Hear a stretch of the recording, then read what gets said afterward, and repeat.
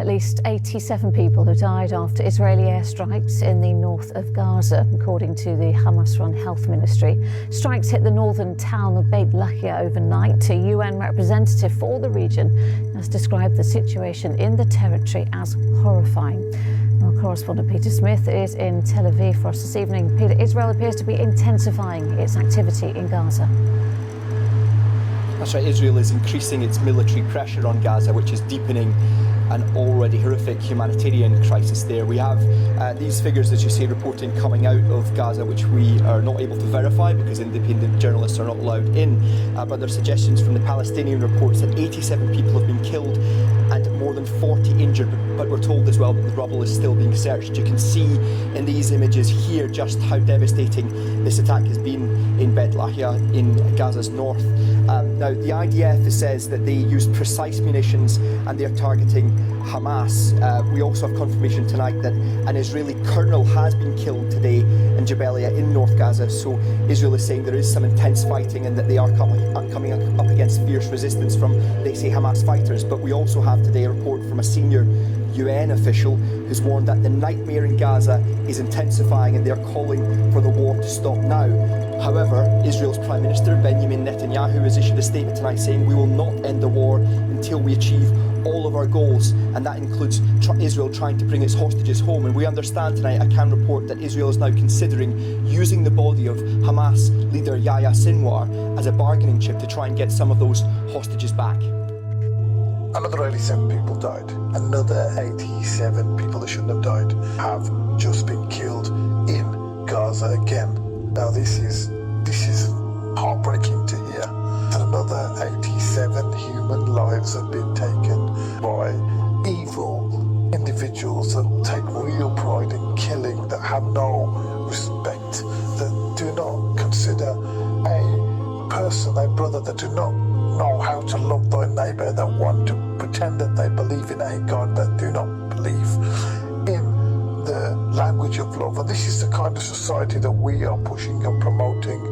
This is the kind of society that the Americans believe that they should give weapons to kill more people, to murder more people, to destroy whole communities. It's the length of evil that is being bestowed upon fellow humans here is unbelievable, and it's beyond evil, beyond the worst evil that you can think of.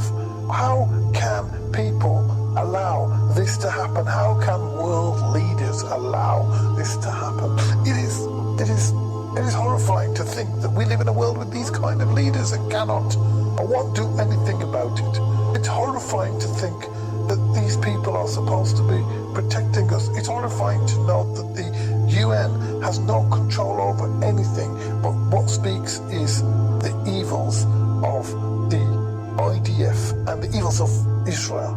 Now, I don't know what to say.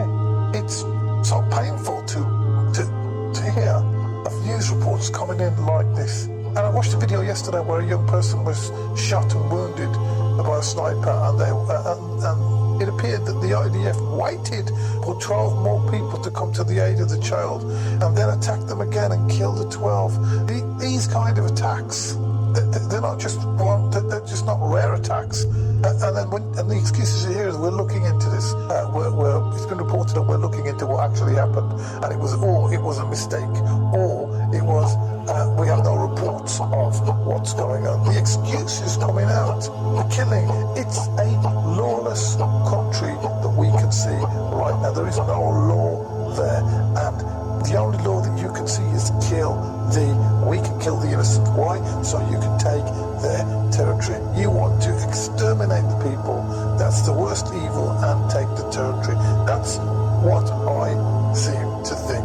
Very sad. And the world needs to know. The world needs to know about your evils. The religious leaders need to come together and say something. Not only that, world leaders need to say something and do something before sin reaches a level that overspills and there will be no flesh left on the earth with the way man is carrying on. And the Almighty God that created the earth did not intend this to happen, but will avenge the blood of the innocent. And I pray he brings about his Armageddon very soon. Because Chopra, over and out.